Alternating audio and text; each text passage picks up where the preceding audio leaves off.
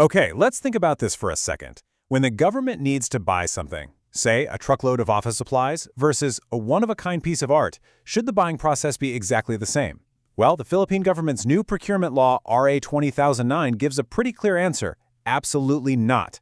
In this explainer, we're going to break down how its new fit-for-purpose approach is designed to make government purchasing way faster and a whole lot smarter. So let's dive right in.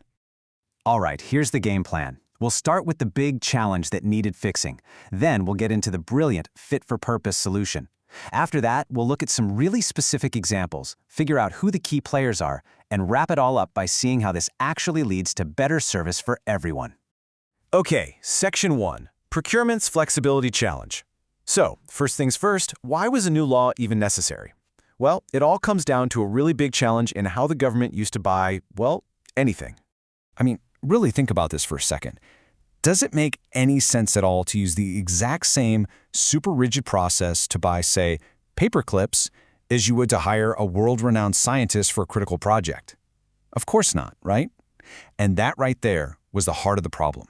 You see, the old law, RA 9084, had good intentions, for sure, but it was just too rigid. This one-size-fits-all model meant processes dragged on forever. And what's worse, for those really specialized projects, the best companies and experts often didn't even bother to bid. It was just too much of a hassle. And what does that mean? It means the government, and ultimately us, the public, weren't getting the best bang for our buck. Which leads us perfectly into Section 2, the fit-for-purpose solution. This is where things get really interesting, because RA 12009 brings a much smarter, more strategic approach to the table. The entire new law really revolves around this one core principle: fit for purpose. It's a simple idea, but it's a total game changer. Instead of jamming every single purchase into the same box, it's all about picking the right tool for the right job. And if you look at the official definition from the law's rules, you can see what they're getting at. This isn't just about moving faster. It's about being strategic. It actually empowers government agencies to think about things like, how complex is this project? What's the market like? How urgently do we need this? It's about being tactical to make sure public money is spent as wisely as possible. So you might be asking, okay, how do we actually do that? How do we make procurement fit for purpose?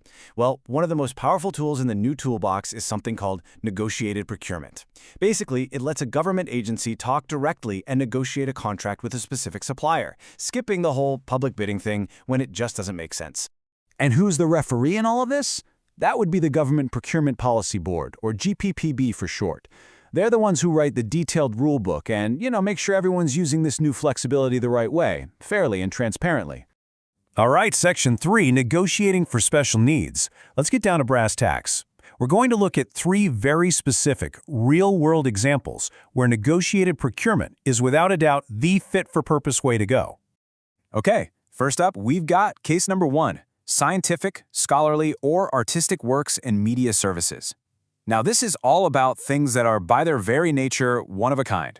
We're talking about situations where creativity or super specialized knowledge is everything.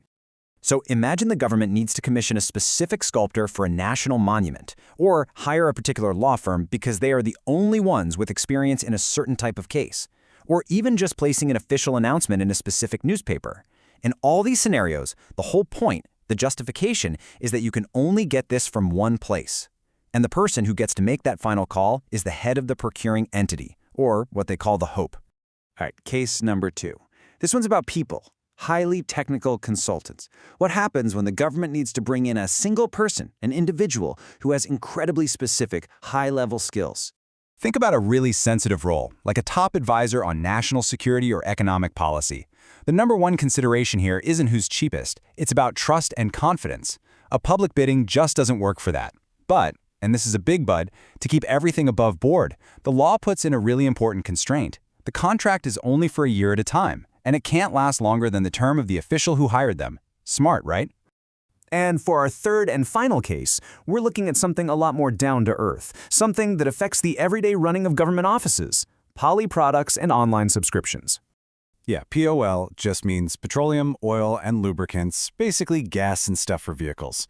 And this rule is all about common sense. I mean, if a police car needs to fill up its tank, or an office needs a subscription to a critical online database that's not on some big central contract, they shouldn't have to wait weeks for a bidding process.